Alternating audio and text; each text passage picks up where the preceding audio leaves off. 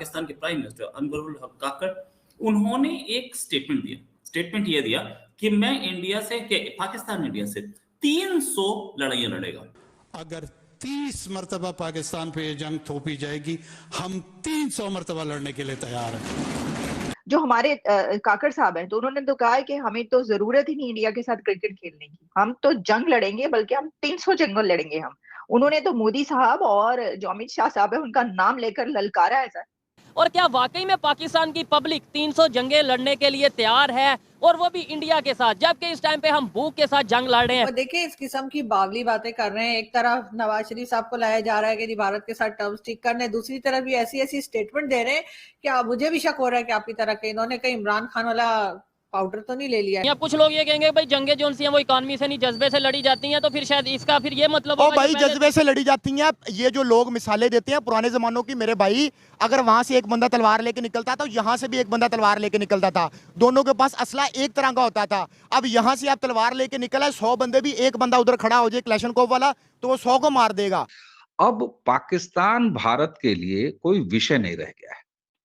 जब पाकिस्तान ही भारत के लिए कोई विषय नहीं रह गया है, तो वहां के वजीर आजम साहब क्या बोलते हैं, कहां बोलते हैं और कितनी बार बोलते हैं, ये कोई बात मायने नहीं रखती, ना तो आम भारतीय के लिए, न भारत सरकार के लिए, और न ही भारत की मीडिया के लिए। तो आपको पता नहीं है भारत की उनकी इंटरनेशनल पोजीशनिंग का अंदाजा नहीं। मैं काकड़ साहब को बताना चाहूंगा कि हिस्ट्री की किताब को अच्छी से अगर नहीं पढ़ सकते, तेजाज खुद बनाते हैं, वो तेजाज खुद बनाते हैं। आपके F-16 का टायर पंक्चर हो जाए तो यहां से मांगते हैं आप, उन्होंने टेक्नोलॉजी आपको ट्रांसफर नहीं की थी साथ F-16 के, वो तेजाज खुद बनाते हैं। जय हिंद दोस्तों, जैसे अभी आपने इंट्रो में देखा कि किस तरह पाकिस्तान के केयर टेकर प्रधानमंत्री जो हैं वो भारत को धमकाते हुए नजर आ रहे हैं, और उसमें ये कहते हुए नजर आ रहे हैं कि हम भारत के साथ अब क्रिकेट नहीं खेलना चाहते, बल्कि हम भारत के साथ 3 बार नहीं 300 बार जंग के लिए तैयार हैं। और उनकी ये भंड सुन के, उनकी ये बकवास सुन के, वहां के पाकिस्तान की लोग और पाकिस्तान के लोग और वहां के मीडिया वाले उनको ये बोलने लगे हैं कि ये राइट आपको किसने दिया है कि आप भारत को कमेंट कर रहे हैं कि हम आपसे जंग के लिए तैयार हैं, क्योंकि अभी वो केयर टेकर प्रधानमंत्री है और उनके कोई राइट नहीं बनता कि वो इस टाइप का डिसीजन ले सके। लेकिन दोस्तों, अगर इनके खुद के प्रधानमंत्री भी होते, अगर ये काकड़ प्रधानमंत्री भी होता, तब भी इसके पास ये राइट ना होता है, क्योंकि पूरी दुनिया जानती है पाकिस्तान का जो इतिहास रहा है कि जो पाकिस्तान का पीएम है उसके पास ये पावर नहीं होती, और पावर जो होती है पाकिस्तान के आर्मी चीफ के पास होती है। करेंगे कि पाकिस्तान के प्राइम मिनिस्टर अनवरुल हक काकड़, उन्होंने एक स्टेटमेंट ये दिया कि मैं पाकिस्तान इंडिया से 300 लड़ाइयां लड़ेगा फॉर कश्मीर। अभी तक उन्होंने बोला कि 3 युद्ध हमारे ऊपर मुसल्लत किए गए, 3 युद्ध के बाद हम 300 लड़ने के लिए तैयार हैं। ये स्टेटमेंट एक कंट्री का प्राइम मिनिस्टर दे, मेरे को हैरानी हुई कि जहां पे इंडियन प्राइम मिनिस्टर ये बोलते हुए घूम रहे हैं कि this is not the time for war, एक वॉर पहले से चल रही है, तो 3 वॉर्स पहले से चल रही हैं, एक अजरबैजान की चल रही है, एक हमास की चल रही है, और एक चल रही है और वॉर ये यूक्रेन की। तो ऐसे में एक चौथी वॉर के फ्रंट के बारे में वो बोल रहे हैं कि 300 वॉर्स हम लड़ेंगे।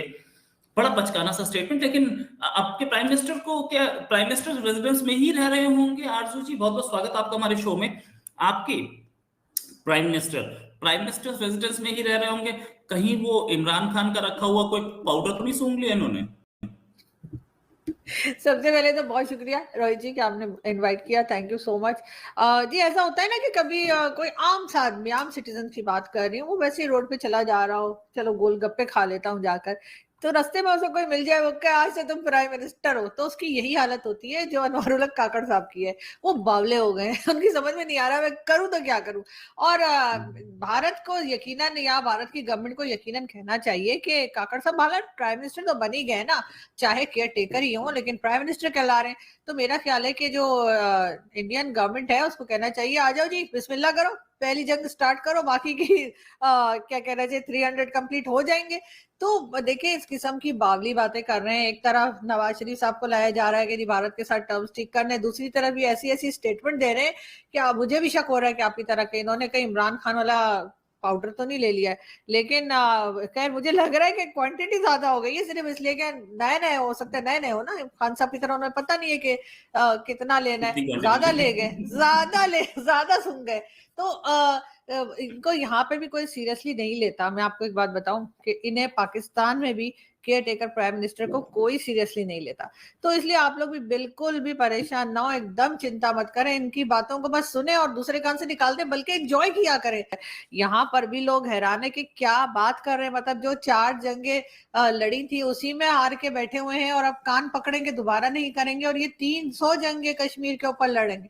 और जरा कश्मीरियों से पूछें तो वो इनको अच्छा जो है ना रास्ता बताएंगे। लेकिन बहरहाल बहुत ही नॉन सीरियस स्टेटमेंट है, बहुत ही मजाक खेज स्टेटमेंट है। और मेरा ख्याल है कि ये पता नहीं किसको खुश करना चाह रहे हैं, इसलिए कि इस वक्त तो जो हमारे स्टैब्लिशमेंट है, या मैं जैसे बोलती हूँ भाई लोग, वो भी ये सब कुछ नहीं चाह रहे। यानी एक तरफ तो वहां पर आप जानते हैं कि पाक अफगान बॉर्डर पे क्या हाल है, और दूसरी तरफ काकड़ साहब इस किस्म की बातें कर रहे हैं।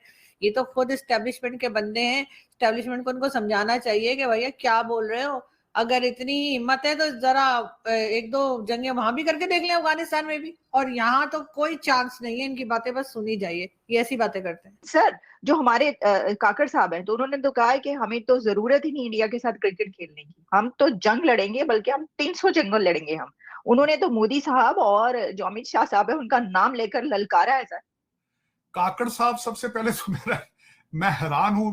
पहले तो काकड़ साहब को खुद अपनी पोजीशन का अंदाजा नहीं है कि वो इलेक्शन के लिए आए हैं, और काजी फाइज ईसा साहब ने उनकी पोजीशन को डिनाई कर दिया है कि इलेक्शन कमीशन के होते हुए इस गवर्नमेंट का सेटअप की कोई वजह जरूरत नहीं थी। और दूसरा, काकड़ साहब को मैं पूछना चाहूंगा, हिस्ट्री के हिसाब से देखते, ये मेरे अल्फाज नहीं है, असगर खान साहब के, एयर मार्शल असगर खान साहब के यूट्यूब के ऊपर आज भी इंटरव्यू है कि सारी जंगें आपने शुरू की और सारी जंगें आपने हारी, सारी जंगें आपने हारी हैं। पाकिस्तान एक ऐसा मुल्क है जिसका 60% जिस्म का हिस्सा कट चुका है 70s में, और उसी तरह की बात काकड़ साहब ने कर दी है कि 300 जंगें लड़ेंगे। यार किसकी बात कर रहे हो यार, कौन सी, ये जंगों का दौर है? और पहले गाजा की तो हालत देख लो यार, क्या है वहां पे, क्या हालत क्या है उनकी। और इस वक्त आपको पता नहीं है भारत की उनकी इंटरनेशनल पोजीशनिंग का अंदाजा नहीं। मैं काकड़ साहब को बताना चाहूंगा कि हिस्ट्री की किताब को अच्छी से अगर नहीं पढ़ सकते, तेजाज खुद बनाते हैं, वो तेजाज खुद बनाते हैं। आपके F-16 का टायर पंक्चर हो जाए तो यहां से मांगते हैं आप, उन्होंने टेक्नोलॉजी आपको ट्रांसफर नहीं की थी साथ F-16 के, वो तेजाज खुद बनाते हैं। वो अपनी पंक्चर लगाने की टेक्नोलॉजी भी नहीं है ना पास, कुछ भी नहीं है इनको, उन्होंने दी। मैं बल्कि आज मैं चशमदीद गवाह हूं, मैं यहाँ पे जब F-16 मिले थे, यहाँ पे डिफेंस मिनिस्टर से क्वेश्चन किया गया था कि जब आप कोई इतनी मिकदार में चीज लेते हैं तो उसके साथ, ये इंटरनेशनल कॉन्ट्रैक्ट का हिस्सा है, उसके साथ टेक्नोलॉजी ट्रांसफर की जाती है। तो वो मेरा जो मेरा उस वक्त का जो डिफेंस मिनिस्टर था, उसने वॉशिंगटन डीसी में कहा था, उसने कहा शुक्र करो F-16 मिल रहे हैं, टेक्नोलॉजी की क्या बात करनी। तो ये छोड़े इन बातों को। काकड़ साहब उन्होंने आपने जंगें करनी है, क्या आपने करना है, ठीक चले सर, उसको छोड़ते हैं साजी साहब। नहीं, उसमें मैं क्या पिद्दी का शोरबा चले, कोई नहीं, ये ऐसी चलती रहती है। लेकिन ये मैच्योर बात नहीं है। तो देखा दोस्तों आपने कि पाकिस्तान के मीडिया एक्सपर्ट भी ये कह रहे हैं कि ये जो काकड़ ने जो बयान दिया है उसमें ये मैच्योर बयान नहीं है, और उन्हें इस टाइप के बयान देने से बचना चाहिए। लेकिन आपको याद होगा कि पाकिस्तान के पूर्व प्रधानमंत्री नवाज शरीफ, जिनका अभी हाल फिलहाल में ही बयान आया था, और उन्होंने कहा था कि मैं भारत के साथ दोस्ती करना चाहता था, लेकिन हमारी स्टैब्लिश ने कई बार इस चीज को लेकर मेरे ऊपर वार किया है और कहीं ना कहीं उस चीज को इंटरप्ट किया है। लेकिन पाकिस्तान में ये देखा जाता है कि ये इनके यहाँ एक सोच कभी नहीं बनती, सबकी अलग अलग राय देखने को मिलती है। अब जैसे काकड़ साहब कहते हैं कि हम भारत के साथ क्रिकेट नहीं खेलना चाहते, लेकिन अगर आप देखें कि एशिया कप के लिए पाकिस्तान की पीसीबी कितना पीछे पड़ी हुई थी, और इन्होंने आईसीसी में जाकर कंप्लेंट भी की थी कि भारत हमारे यहाँ आकर क्रिकेट खेले, लेकिन भारत ने साफ इनकार कर दिया था। और आपको पता होगा कि 2025 में जो चैंपियंस ट्रॉफी होने वाली है, उसके लिए भी ये आईसीसी के आगे गिड़गिड़ा रहा है कि भारत 2025 में आईसीसी चैंपियन ट्रॉफी पाकिस्तान जाके खेले, लेकिन भारत ने साफ इस चीज के लिए मना कर दिया है। और दोस्तों रही बात लड़ने की, जो ये काकड़ साहब कहते हैं कि ये भारत से 300 जंग लड़ने के लिए तैयार है, लेकिन ये भूल जाते हैं कि इन्हीं के आर्मी के एक स्टाफ मेंबर ने कहा था कि इनके पास जो टैंक है उसमें डालने के लिए डीजल तक खत्म हो चुका है, और पाकिस्तान की अवाम तक ये कह चुकी है कि हमारे पास यहाँ खाने को रोटी नहीं है और इनको लड़ने की पड़ी है। लेकिन इनकी नीयत इतनी खराब है, इनकी सोच इतनी खराब है कि ये जब भी थोड़ा सा इनको फंड की कहीं से उम्मीद होती है तो इनकी स्टेटमेंट चेंज हो जाती है। तो चलिए दोस्तों, आज की वीडियो इतनी ही, बाकी मिलूंगा आपसे अगली वीडियो में। और दोस्तों, अगर आपको ये वीडियो पसंद आई तो वीडियो को लाइक करें, कमेंट करें, ज़्यादा से ज़्यादा इस वीडियो को शेयर करें और इस चैनल को सब्सक्राइब जरूर करें। और दोस्तों, रखिए अपना ख्याल, टेक केयर, जय हिंद।